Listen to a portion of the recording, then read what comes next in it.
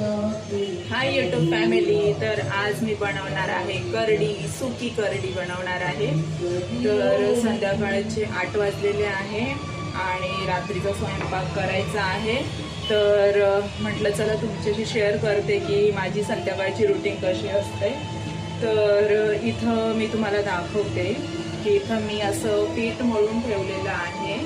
But मला ते पीठ मी सकाळसाठी मळलेलं आहे आणि मला आता सध्या भाकर करायची आहे.